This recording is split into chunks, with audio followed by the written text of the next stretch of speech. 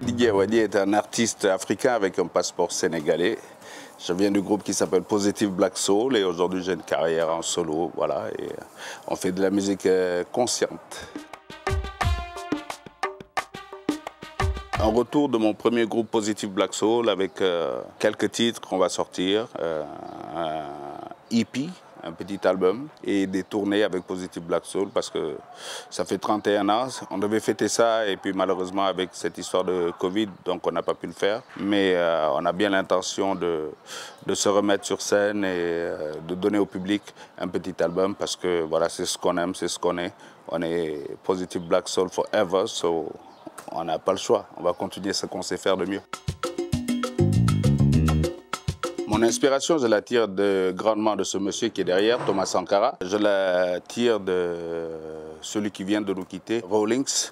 Je la tire de Kwame Nkrumah pour le panafricanisme. Je la tire de Frantz Fanon pour nos relations avec l'Occident. Je la tire de tous ces grands hommes qui se sont battus pour nous. Mais aussi, je la tire de musiciens africains. Ça va de Alpha Blondy à Baba Mal, beaucoup, tous ces grands. Mais l'inspiration aussi vient du vécu, de tout ce qu'on vit, de toutes nos joies, mais aussi de toutes nos peines et toutes les peines que vivent les gens autour de nous. Donc, toutes les injustices qu'il y a autour de nous, tout ça nous inspire et nous pousse à écrire parce que voilà, nous pensons que la meilleure arme, c'est la plume, la meilleure arme, c'est le verbe. Donc voilà, nous, on s'invite dans des discussions et on s'ingère quelquefois aussi. On a un devoir d'ingérence chaque fois qu'il y aura injustice. Le message que nous véhiculons, c'est de dire aux Africains, levez-vous, battez-vous, arrachez votre indépendance, arrachez votre souveraineté, parce que notre génération, on nous a donné soi-disant une liberté qui n'est pas complète. On nous a donné soi-disant une indépendance sans le mode d'emploi.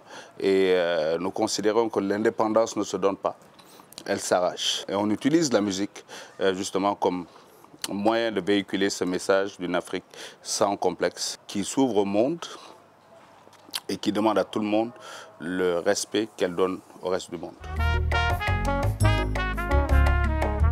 Ce qui me tient le plus à cœur, c'est l'indépendance réelle de l'Afrique, la souveraineté. Souveraineté économique, monétaire, militaire, souveraineté tout court, quoi.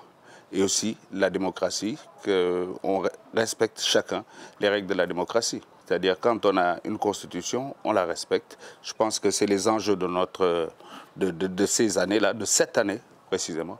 Il faut qu'aujourd'hui on commence à respecter les droits des peuples et les droits sur lesquels nous nous sommes tous mis d'accord, c'est-à-dire nos constitutions.